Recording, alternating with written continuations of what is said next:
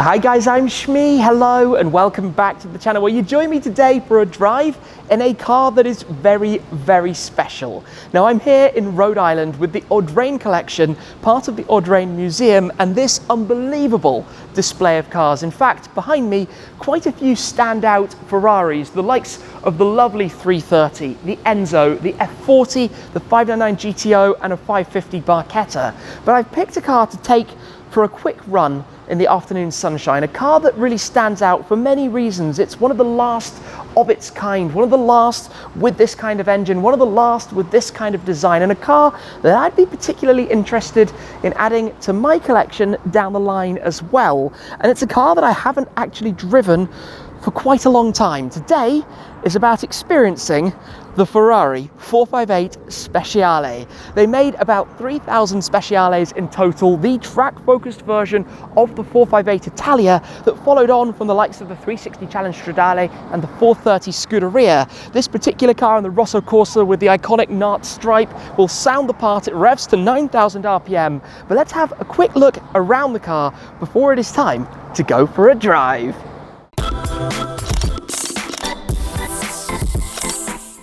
This is it then, the Ferrari 458 Speciale, a name that was not only appropriate at the time, but has become even more so as we've understood quite how special this car actually is. There is a reason values have maintained their new price and higher ever since its introduction, and in fact these cost even more than what is technically its successor, the even more technologically advanced 488 Pista, with the 488 that succeeded the 458.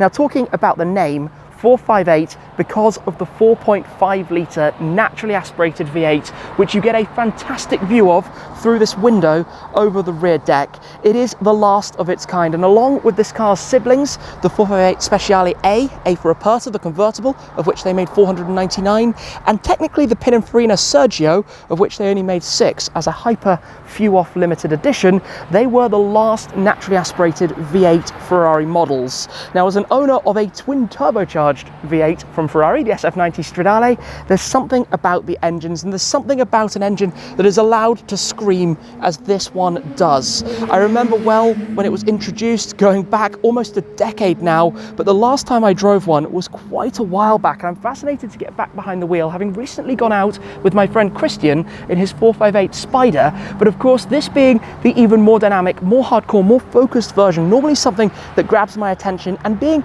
in some ways limited. It wasn't limited to an exact number. There were around 3,000 of them built in total, which is not exactly an awful lot when you consider what it is. Now, as we look around, they upgraded a few things from the 458 for the Speciale. It maintained obviously the headlights for the look, but you can see the extra aero, those louvres right out towards the side, the air curtain that wraps around the front corners of the bumper, the active aero that you have at the front with the flaps that open, these extra cooling parts up on the bonnet. As we come around the car, you also have those side blades that flick up. At the rear, you've got more of a ducktail to the spoiler, a new look to the grille back here, these very prominent single on each side tailpipes as opposed to the triple in the center on the regular Italia. As we come right underneath, there are also some active aero flaps which actually come down at high speed to keep the car more planted, more stable when you're driving along. There was a specific new wheel design introduced for the 458 Speciale as well, but very much the shape that we know from the 458, a car that was really the start of my YouTube channel as well. My first ever video was in fact of a 458 Italia attending an event with Top Gear at Bibendum in London. Inside, it's stripped out, gone are the carpets. We've got a fire extinguisher over towards the passenger footwell. We've got the carbon fibre with the LED lights on the steering wheel. We've got new settings, new suspension setup, of course, for this car. We've got the carbon fibre door cards, still with a little bit of practicality for the storage nets that you have there. But I think we should pop this open and have a slightly better look, because a big part of this car's story, and that's incredibly light, is this power plant. Up from the standard 458's 570 horsepower to 605 metric horsepower, 597 brake horsepower, along with 540 newton meters of torque, meaning 0 to 100 kilometers an hour or 62 miles an hour dispatched in 3 seconds, 0 to 200 kilometers an hour, it's 124 miles per hour, only 9.1 seconds. But this is a work of art. This is a masterpiece. As you look over it, that exposed carbon fibre all throughout the engine bay. It's a car that was, of course, about saving weight from the standard one, available with this livery, the Rosso Corsa paintwork, with the dual tone, the white and the NART Blue for the stripe, historical Ferrari link and connection, wearing the iconic Scuderia shields around towards the side. But let me come through and get this started, because it's about the engine. We need to hear it, and we'll need to take it out for a drive in just a moment as well. So stepping inside here, you still, it's not all that old, but no keyless. Key goes in, turn that, get things woken up. Ferraris will never change. They love to beep and chime away at you for all sorts of things. We've got the Manettino to go up between our different driving modes, the press of the magic red button, and it's into action. So let's gear up, let's go for a drive, let's talk all about the 458 Speciale and whether I should be adding one of these to the Shmeemobiles. Well, here we are in the 458 Speciale in some lovely company as we head out here in Newport, Rhode Island, one of the Porsches from the collection. Now, I'm driving right at this second as we're in town, in sport, in automatic, calmly, quietly, but I tell you what, you can instantly feel, like with driving the more focused versions of cars nowadays, that this is sharpened up beyond the 458. The shifts, the sound, obviously when you're low in the revs, the valves are closed and it's very quiet. But if we go up into race mode, and if on this flying toggle in the center here, I press auto, this is where you got reverse and launch control. Pressing auto pops it into manual, of course. This is where I can start to drop some gears. Just get a little bit of that sound, and it's such a distinct sound that you get from the 458, whether it's the Italia, the Speciale, or whatever else it might be. Such a unique soundtrack from this exhaust note, and it revs up to 9,000. That's the crazy thing. At this kind of speed, you're barely being able to enjoy any of it. We'll head towards some more open roads so we can actually do a bit more of this, but what a sound it is. What a glorious, glorious noise. Now inside the car, you feel like you're actually sat quite high, I've got to say, looking over the front scuttle. Obviously a touch of that stripe in the center, but basically a very low front end. Obviously all of the action is happening behind. And talking of behind, the view back here through the window over the engine bay is also mega. What you can see and how much visibility you actually have inside it. And what you have to remember is that track cars now have advanced so far that they take away from being cars that you can actually drive in so many circumstances. Even the Assetto Fiorano version of the SF90 does away with having a lift system. This still has luggage space up front. This is still a car that you can actually use, drive, and have some fun with. I'm curious where we are. Look at that view. Look out there, over the seas. Looks pretty choppy, I'm not gonna lie. Perfect for people with their surfboards. Oh, this is a cool place to be. Obviously a very popular place for people to come and visit.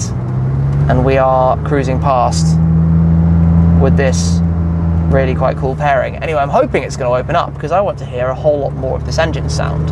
But this is a car that, if you think about from, let's say, the purely investment side, is only going to go one way. This end of an era, this end of the Pininfarina era, of the naturally aspirated V8 era, of Ferrari of that time, before the completely new company, which makes fantastic cars, but obviously it's a time, a period to be celebrated. Just a small little acceleration. It's actually surprisingly soft. You know, I've got so used to cars like the STO and the Senna and whatnot, which are so brutal, so unbelievably brutal, that sometimes you actually just want a car that's nicer to drive. You can put it into bumpy road, but you don't necessarily need to be honest. Even in race mode, it's actually fine. Obviously, if I put it into CT off, things get lively very quickly. That's when you go find an empty car park like this and just go and do something a little bit silly, if you don't mind the repercussions of doing so. But in race mode, I'm gonna drop it down to second gear over a pretty nasty bump there. Valves open, and it's just fabulous. Now, my friend Mr. Cars and Coffee owns a Speciale, and I actually drove his car. I mean, it was about 5 years ago. It was about 5 years ago at Cars and Coffee in Italy. So to be back at the wheel of the Speciale is like a bit of a reminder and a bit of a kind of bringing me back to that era. And obviously at the time, it was one of the coolest cars I'd ever driven. It competed with the 675 LT, competing with that era from McLaren. And McLaren obviously had the carbon fiber tub, twin turbo engine, making significantly more power, an extra 70 horsepower, very different proposition on the market. Whereas this was just Ferrari doing what Ferrari do, making a car that you can jump in and you know how to drive instantly, you feel very at home with it straight away, have a lot of fun with.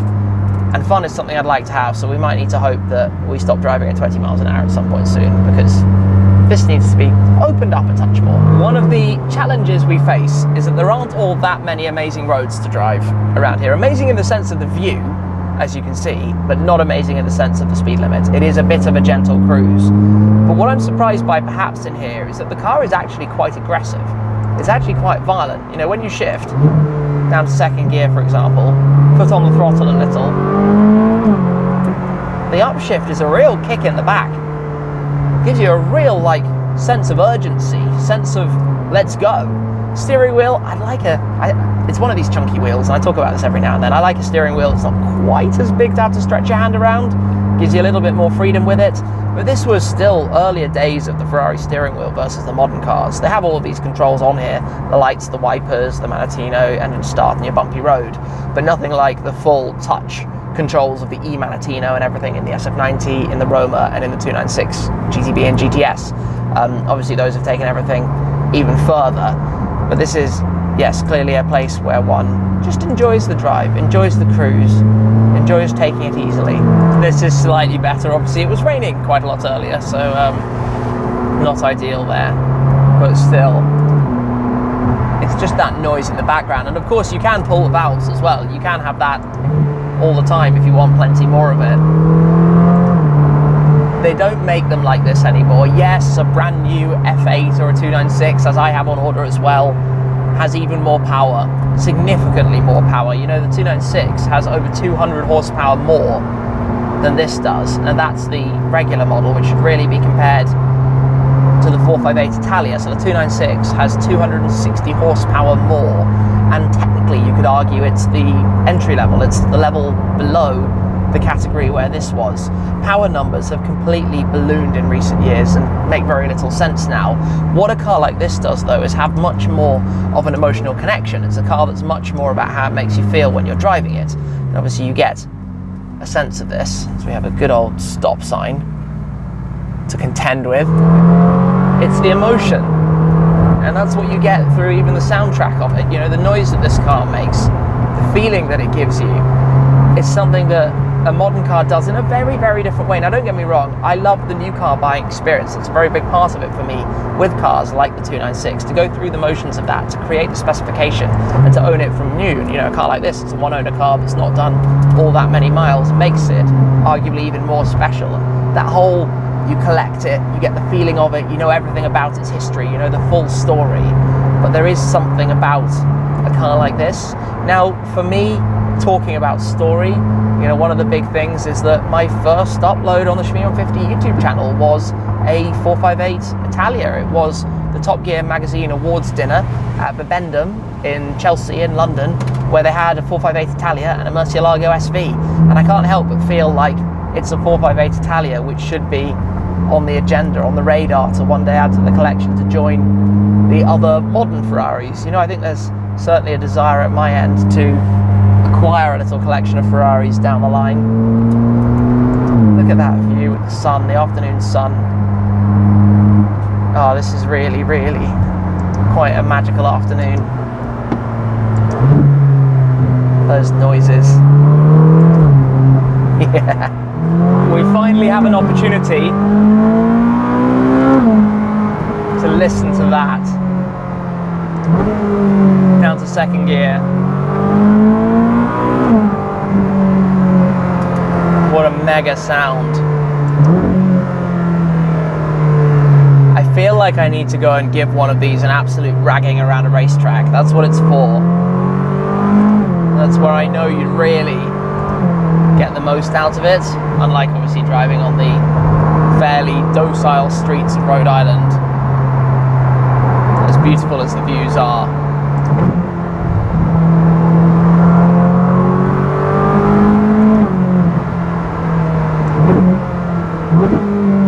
That downshift, when you hold the paddle and it just blips down through all of the gears.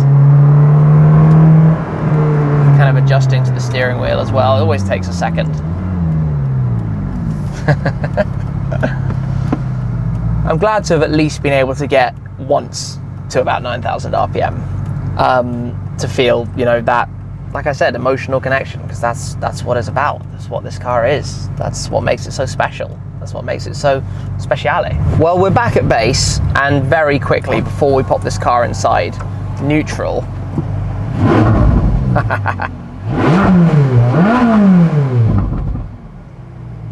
Yeah, that sounds nice. That had to be done. I'm sorry, neighbours. We are back at the private storage then of the Audrain Collection. I tell you what, coming back into this space, mind-blowing. A short little drive in a Speciale, and I do think it's a car that you really need to drive to get the most out of it. Obviously, a small drive gives a bit of a sense, but it doesn't give you the full experience, the full atmosphere of the car. And a car like this was introduced to be the track version of Ferrari's V8 supercar. It's the car that's, I think, so super iconic, especially in this livery, in this design. Add in the optional carbon fiber louvres. You could have had those just in regular body color or upgraded to the carbon. You could also upgrade the side blades as well to carbon. A few other things, obviously, that were options at the time. And I'm sure a 458 will find its way into my collection down the line. Certainly something I would enjoy and love to own, love to add alongside the new hybrid and whatever we have, you know, coming in the future for Ferrari. In here though, just to be able to see the 330 and the Enzo and the F40 and, you know, the other really, really special Ferraris that are just down here, small part of the Audrain's collection. This is effectively an assembly of cars of all different genres, categories, types, muscle cars, supercars, an electric Hummer, you name it, everything that builds up to this. And, you know, the car that wears the founder of the company's name, the Enzo Ferrari, alongside one of the most iconic ever in the form of the F40, the lovely 330, and believe me, there are more as well. It's quite the place to be, this. It is quite the place to be. But today, I think that is the end.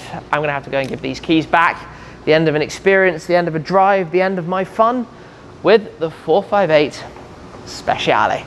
Thank you very much for watching, guys. Thank you very much to the Audrain for this opportunity. Do go check out the Audrain Museum Network as well, their channel with more of all of the cars in here and plenty more from the over 450 cars that are part of the collection, plus the events they host, the Audrain Concourse, Cars and Coffee, experiences, and plenty more. These are cars that are driven. It's unbelievable. So awesome to have been here. So thanks again for watching. I hope you've enjoyed the video, but that's it for this time, and I'll see you again very soon. Cheers.